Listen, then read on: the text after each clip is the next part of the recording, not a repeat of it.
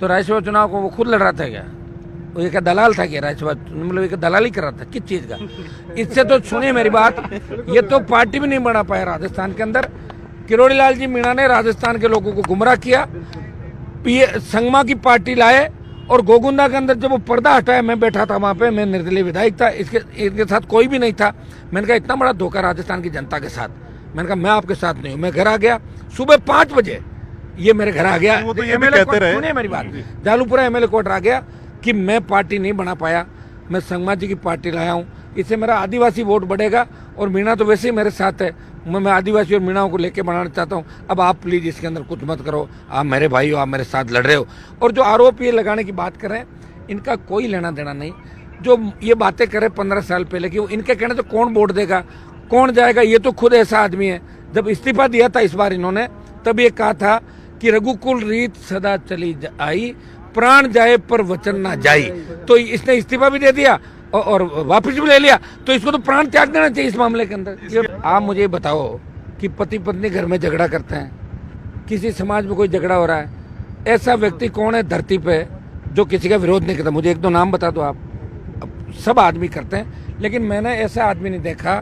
जब ये दुख में था, जब इन पर बलात्कार के मुकदमे थे, जब इनको सीबीआई परेशान कर रही थी, तब अकेला हनुमान बेनीवाल राजस्थान के अंदर 5-5 लाख की रैलियों में इनको ले जाके और इनका सम्मान करवा रहा था, सब छोड़ के। और इन्होंने किसको बख्शा भाई?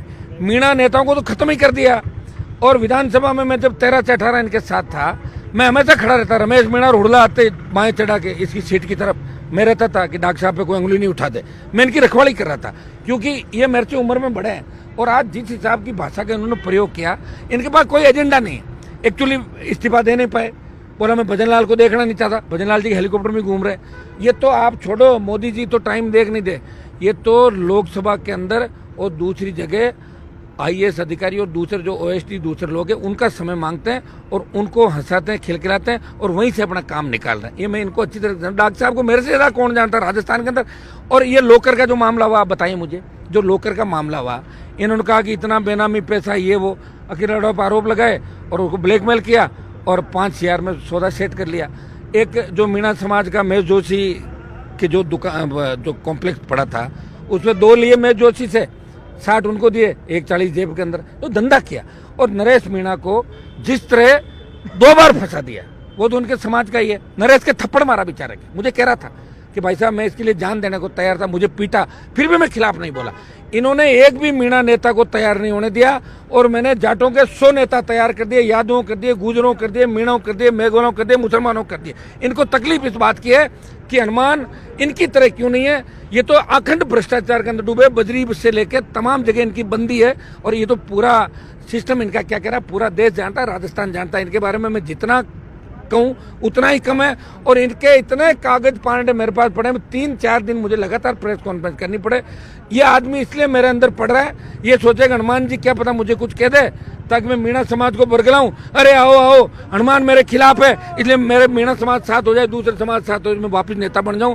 काट की आंडी एक बार चलती है। इन्होंने वसुंधरा को जितनी गालियां दी, मेल की महारानी, मुझे वसुंधरा जी के लिए क्या क्या किस्से बताए इन्होंने।